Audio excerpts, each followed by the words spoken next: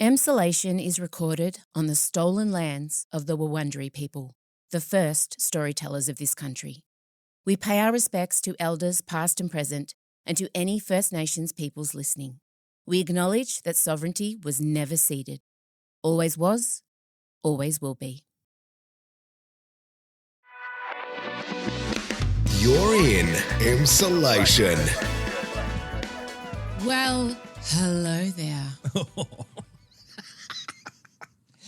I'm ravishing. I'm in Wuthering Heights, Heathcliff. My bosoms are, look, they're not big enough to be bursting. If you are not watching this, you are missing out today. I'm in a red corset. My name is Em Russiano. I'm a writer, a singer, a stand-up comedian, a maximalist power queen, a neurodivergent magic brain, and a podcaster. And I am riding so low. I'm riding so low. Oh, yeah. And you know what that means? Fucking unhinged feral chaos.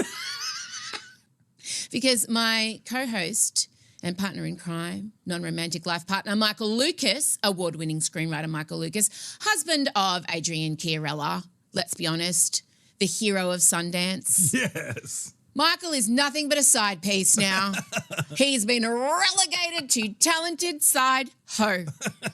And I'm here for it. If you are just catching up, where have you been? But Adrian's film, Leviticus, my brain like Clocked out. early onset dementia. Adrian's film Leviticus was the talk of the Sundance Film Festival. In fact, it was the first one to get a major distribution deal in the States. Worldwide, it's huge. Your move, Michael Lucas. I don't want to start a heated rivalry, but I kind of do.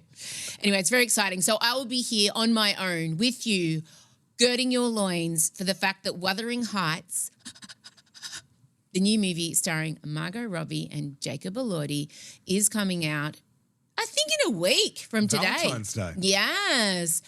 I feel like we need to have a chat and just manage some expectations around what y'all think this movie's about. Because if you haven't read the book, I have some home truths that I feel it is my duty to deliver before you go and see it. I also will be talking about the Margot Robbie press fashion extravaganza. This is elite level fashion rollout and very deliberate. The lack of makeup but the over-the-top outfits, it's like, oh God, I have so much to say. Also, I want to talk about the fake affair energy that's going on between the two of them. Do it. I love that. Fake affair energy all over my face. I am in. I don't even care if it's not real because it's not. And finally, moving into sealed section, I have a PSA for all the men of Hinge. My eyes started twitching involuntarily, but more on that later. Before we get into anything, though,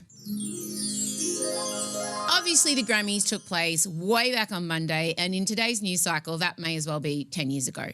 And it was a fabulous event. I feel like there's been a real shift in the people winning. Generally, everyone's very happy with it. I think now Generation Z are really taking part in music consumption. There's no real big surprises happening. And we talked a lot about Chappell Roan's nipples, not her real nipples. It was a chest plate, guys. Everyone just calm the fuck down. The pearl clutching that went on about that poor girl's not her breasts. And I will be seeing her breasts in a week. That sounds weird. I'm going to Laneway with my daughters. Oh, my God. Can we just pause? Wait, sorry. Wrong button. What does a nearly 47-year-old woman wear to Laneway? Because I really want to have a brat summer. 2 years too late. You need to be comfy. I know, but I also want to wear jocks and fishnets and a top that says fuck off. And my girls are encouraging me. I'm like, I know that I'm really in the danger zone of, oh, love, put it away, right? No. And I also know I'm probably going to be the oldest person at Laneway. Michael and I are going in on our seniors discount. But this is a real, you know, it's Chappell, and I'm really living my Wuthering Heights Charlie XCX fantasy here. I think you should lean into that. I know. So I think I'm just going to go full-blown tragic geriatric raver.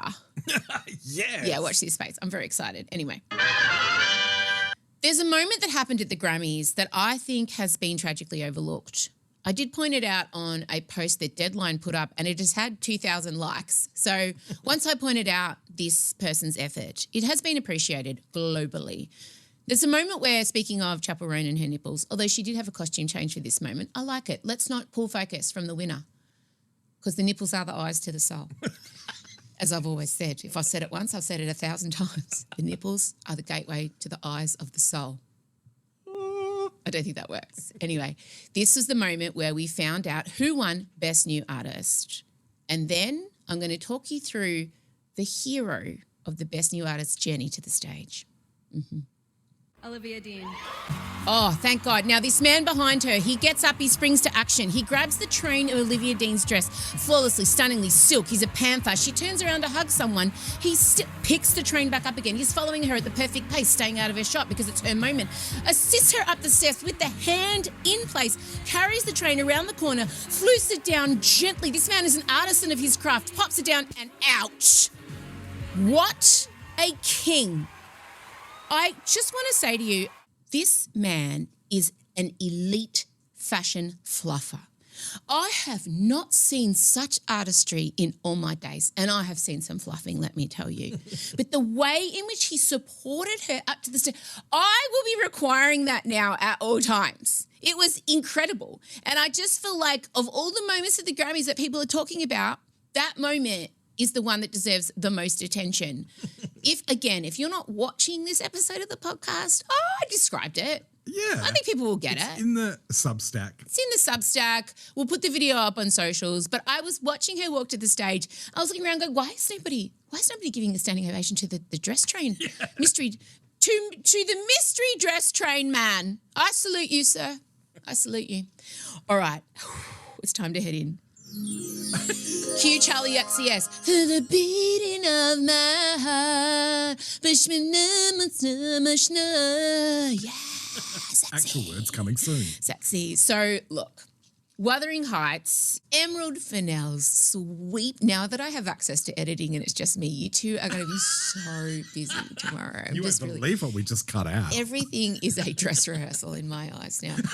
Emerald Fennell's sweeping classic is hitting cinemas Valentine's Day, and the press tour has been chef's kiss. But before we get to the press tour, I feel like it is my duty and job as somebody who studied English literature in year 10 to talk to you about Wuthering Heights, because I'm starting to realise that an alarming number of you have not read Emily Bronte's gothic romance. And I think you all think you're going into some kind of stunning, feel-good, romantic, just delicious, juicy, I'm going to walk out of there in love. And just let me tell you, get ready to get fucking wrecked. As I've said before, that should be the tagline, get wrecked. Let me tell you the brief synopsis as written by me for Wuthering Heights, in case you haven't read it. And also, thoughts and prayers to those of you who are trying to read it now, because you have the attention span of somebody from 2026. When we were reading this in the 90s, we didn't have other options. You know, we couldn't just flick onto Instagram when all of a sudden the perspective changed and I don't know who this name belongs to, because there's multi-generation stages in this book, but everybody has the same names, but it's not the same person and not even in the same family sometimes. It's very confusing. Here's the storyline. An abandoned boy named Heathcliff, aka Jacob Elordi, is taken in by a wealthy family, the Earnshaws. Now, he grows up alongside Catherine, or I feel like they're calling her Kathy in the most recent incarnation, as basically his foster sister, who also becomes his entire feral passion, sole purpose in life. He's obsessed with her. Their bond is intense, codependent, and emotionally consuming. But Catherine continuously chooses social status and marriage over Heathcliff, and this sends him into a bitter rage because he already had abandonment issues. Obviously, as a kid, was abandoned and got taken in. So you give this man constant rejection from the apple of his eye, and he's also a foster child, and he goes away, and my God, he spirals. The bitterness, oh my God. And then what follows is just a cycle of cruelty, control, and unresolved rage that poisons all the relationships around them and even bleeds into the next generation. And I want to tell you, there is no redemption arc. Okay, there is no deeper meaning to the pain. Emily Bronte wrote one book and this was it. And she wanted to let you know that sometimes there is no meaning. Sometimes two people just repeatedly collide into each other and it's fucked until somebody is burrowing into the other person's grave. And I can't wait. So what I'm trying to say to you is it's being called a gothic romance not to be cute, because it is. It's, let me give you an analogy. You know when you have a bowl of sumptuous, delicious, overripe fruit, and from far away it looks amazing, and you can imagine the juices running down your chin as you bite into it, but you go closer to the fruit and you start to notice there's some fruit flies hanging around there. And then you look behind perhaps one of the apples and you notice some mould and some decay. And that is what I would compare Wuthering Heights to. It's rotting fruit just rolling over the peak of its prime. Do you know what I'm saying? That is what I'm calling it. So Get Wrecked is honestly, this is the tagline I'm giving it. And I know that I'm going to come out just a mess. I can't wait. I actually can't wait. I don't even know. I am in my Wuthering Heights outfit. Thank you so much for noticing. So I feel like that was my duty to you all as your favourite drunk auntie, just to let you know what you're in for, in case you were thinking you're going in for like a fucking, what's that movie with Cameron Diaz and the jizz in her hair? Oh, something about Mary. So in case you're thinking it's not something about Kathy. The thing about Kathy is that she is a narcissistic cunt who doesn't give a fuck about anyone else around her. That's the truth about Kathy, and sure. Anyway, the press tour. Oh, nobody does a press tour like Margot Robbie. If you cast your mind back to the Barbie extravaganza, I loved it. I appreciate it. I love a theme. I love colour coordination. I love a purpose. I didn't love the outfits. Like, I got it. I saw it. I appreciated it. But this press tour has just been, oh, God, I want every single thing Margot has rolled out. Now, the one I want to go with first, if you are not an Emsolation Extra subscriber, I'm sorry for you. You're going to have to rely on me describing the outfits. Good luck with that. If you just caught my fruit analogy, strap in. The first one is Margot in a Schiaparelli custom gown at the LA premiere. And the top half is like this nude illusion bodice with black lace over the top. And then it kind of blossoms out into, I would say, a big fat mermaid tail, like an upside down clamshell. Look at me stunningly describing this. And the bottom of it is red. And there's a lot of red. Catherine wears a lot of red. Why does Catherine wear a lot of red? Because she's a walking big fucking red flag. That's why. Okay? That's why Catherine's in a lot of red. This bitch gives no fucks about Heathcliff. Never. She's always looking around the room for the next rich dude she can just climb upon to increase her social status. She's not a heroine. She is a fucking bitch, and I love it. So this gown, now she has got the Taj Mahal necklace on, famously Elizabeth Taylor's, given to her on her 40th by Richard Burton. Thank you. But it originally belonged to the son of the guy that built the Taj Mahal. It's incredible. But I want you to pay close attention to what's been going on. Margot has been looking very bare-faced, fresh-faced. Like, bear in mind, probably took 4 hours to make her look this fresh-faced. Although she's very stunning. It probably is just a slick of Australis lip gloss and some Vaseline in her eyelashes, probably. That was all the makeup I had back in the 90s. Vaseline. You'd be amazed where I put that stuff and how I made it work. I was doing it here, Vaseline here, Vaseline here, Vaseline here, Vaseline here, like everywhere.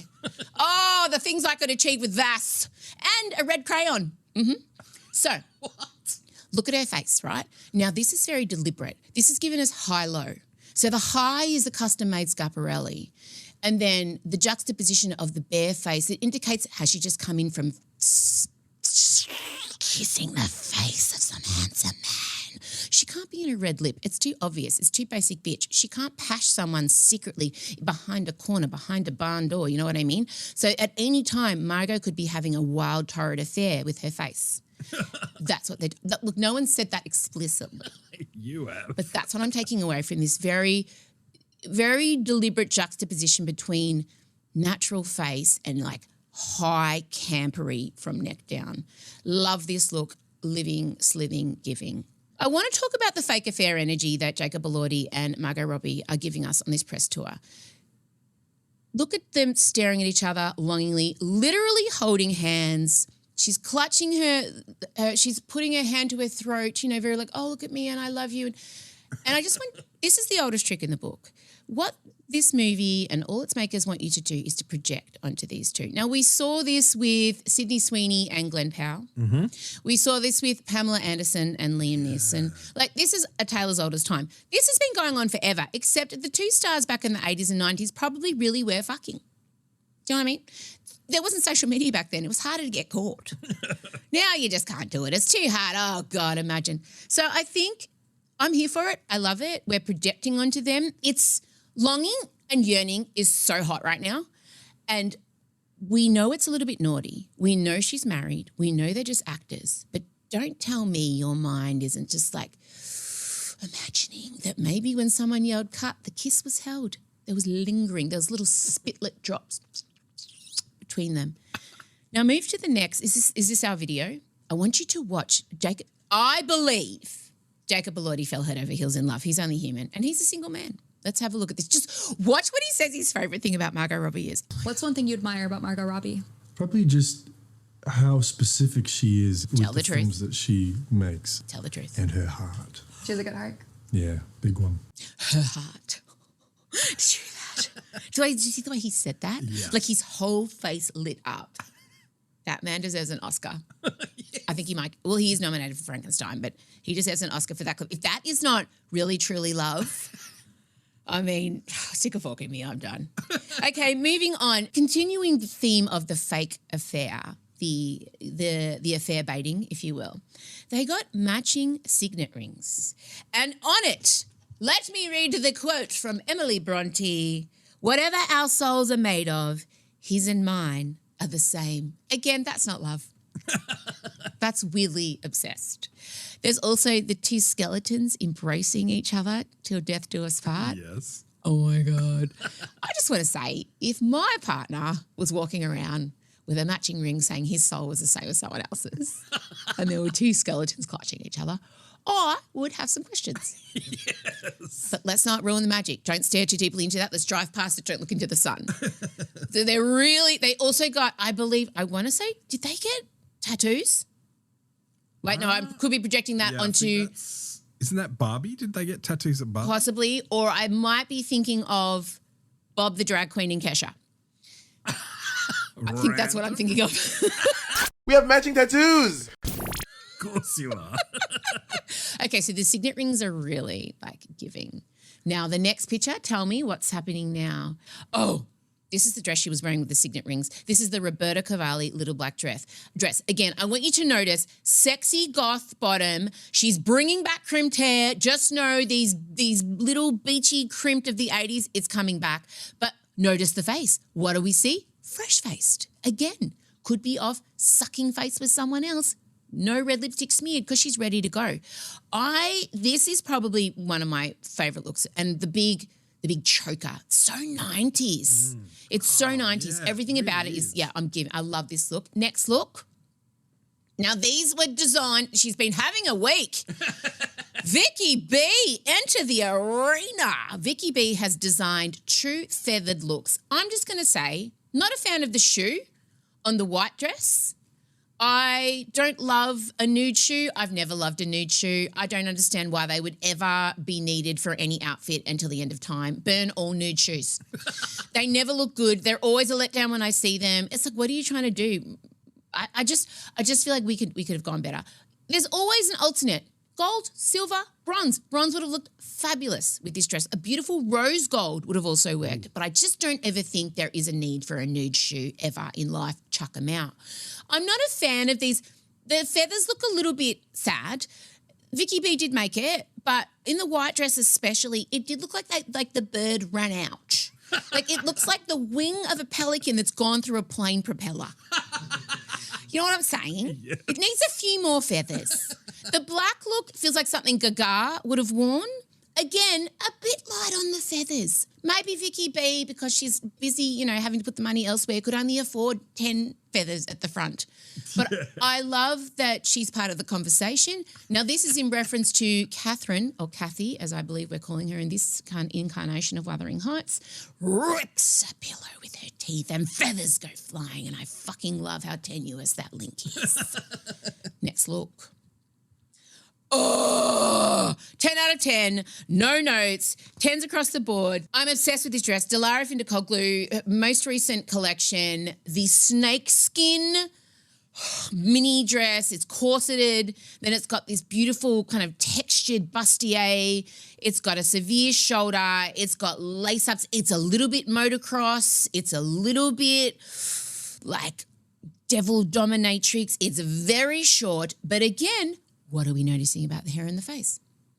Because instinctually you'd want to go a big fuck off smoky eye, right? And some big 80s hair. But no. She's still maintaining that era of hair and natural face. Love a high tight choker with this look. This is my favourite look.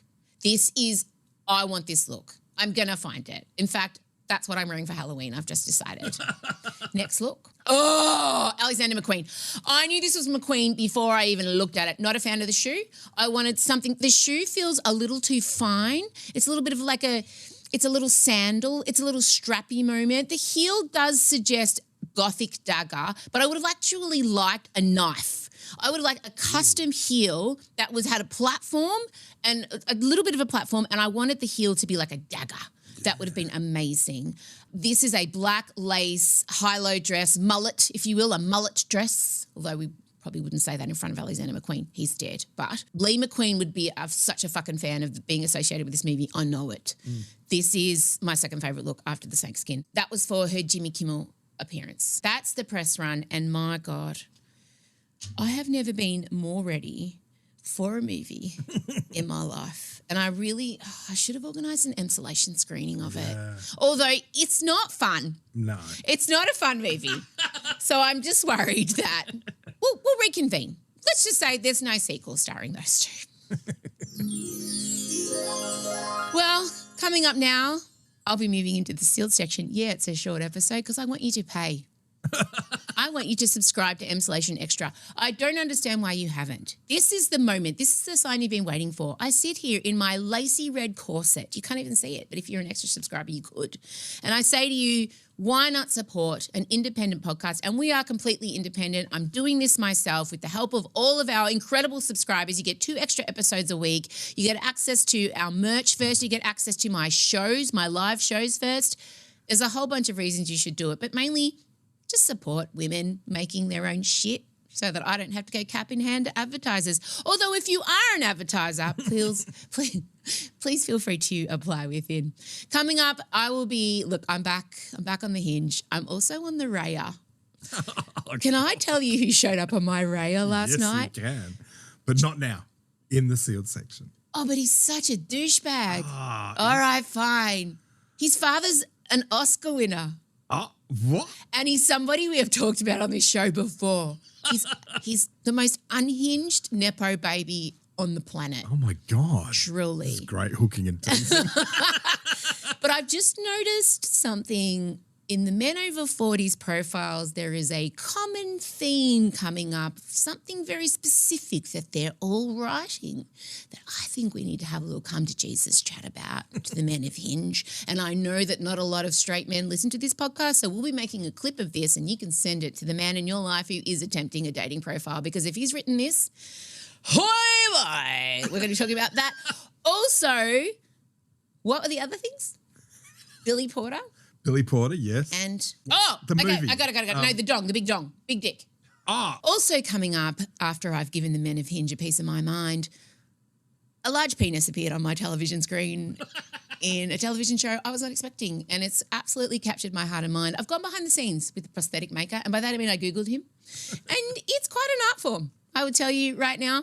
It is actually the new Game of Thrones spin-off. So not surprising there was a big dick up too. Also, C-bombs akimbo. So much C-bombs. Someone really fell in love with that word, and I'm going to put it in 25 times in the first 2 episodes. So there'll be that. And also Billy Porter gave Nicki Minaj a piece of his mind. That photo of Trump holding Nicki Minaj's hand will absolutely haunt me to the day I die. Wait, I want to do a little pop culture roundup, the things that have really captured my attention. Kanye West saying, whoops, that was about the last 5 years, guys. What? Okay. No worries, Kanye. Oh, my God. This man has literally come out and gone, it's off my meds. Really? What? You hit it so well. Jimmy Kimmel is copping heat because he's going to have Kanye on, and he wrote this whole thing saying, the guy said, sorry, I'm going to have him on. I'm like, Jimmy. So that's going to be the highest rating show of all time. Yeah. That has really, I saw that out of the corner of my little eye because Northwest rapped with him with a long blue wig, and she was rapping with Kanye in Mexico in front of 30,000 people. That's huge. And I'm wondering, can he acquire a redemption arc? Can Kanye West come back? A man can, yeah, usually. But he is a black man, so the barriers are more for him. And he literally, he was partaking in Nazi-adjacent behaviour. He sold swastika clothing. Correct. I don't know if he needs to. I'd be down for it. Go and get some help. Yes. Start some charities, raise your children. Please. Off you go. So that caught my eye. I'm trying to think that other thing. Trump and Nicki Minaj, she has quadrupled down. There is no coming back for that woman. No. My God. She's got so many followers. But the photo of the nails being clutched by that little, that off hammy. Bloated purple hair. That really caught my attention. And the other thing that caught my attention, that's right, is more footage of J-Lo and Ben holding hands. Oh, yes. Get it, girl. Do you know what I want? I just love this whole situation so much because I'm imagining her friends.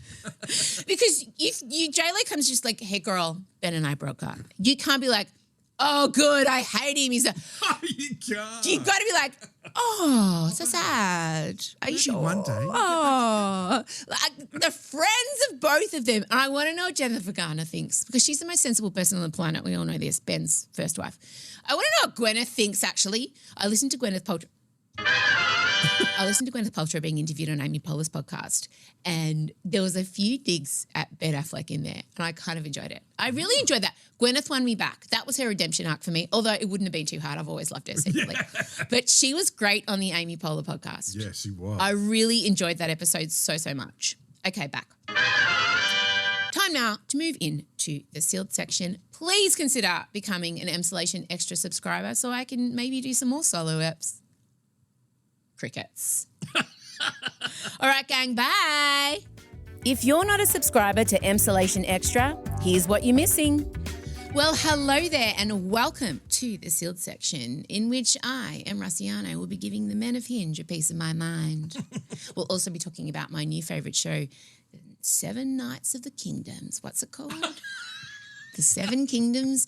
The 7, don't tell me, A Night of the 7 Kingdoms. There you go. It's a series of novellas that George wrote. He, it's like, it's just not what you expect, genuinely.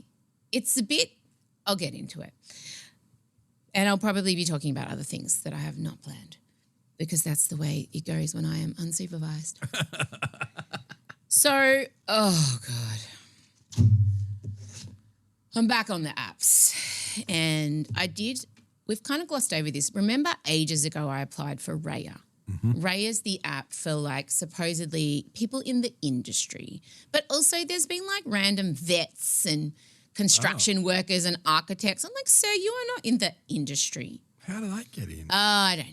I think if you have enough people say, yeah, that's a good dude, good chick. Anyway, it's fine. I have found Raya deeply unsatisfying because the majority of people live in LA or Colombia. There's not many, I'm not getting shown a lot of Australians, but then I suspect I'm out of a lot of people's age bracket at 46. I don't know that a lot of men, even men my age, are putting in 46. But I did. So the people that come up, obviously before I've talked about how Joshua Jackson appeared. Yes. Unhinged son. Oh, remember him? Yeah. I was amused. Oh my God. Except he spells his name. If you want to hear, or even better, watch what happened next, give yourself the gift of Emsolation Extra. Right now, on our Extra tier, you can watch the video episode of that ep you just heard and the sealed section back-to-back every week on the Supercast website for just $2.50 a week on our yearly plan. Join Extra or Extra, and you get 2 bonus episodes every week, plus close friends access on Instagram, pre-sales ticket priority, and merch discounts. Find out more at emsolation.supercast.com now. Emsolation with Em Rusciano is recorded at Down the Hill Studios. Hosted by M. Rossiano with Michael Lucas. Executive produced by Benjamin Wasley, produced by M. Rossiano. Edited by James Henderson. Socials by Benjamin Wasley, M. Rossiano and Marcella Rossiano Barrow. With assistance from Jem Evans and Isabella Hines. You'll find links to get more Emsolation on Instagram at Emsolation Podcast. Thanks for listening, and we can't wait to chat with you again soon.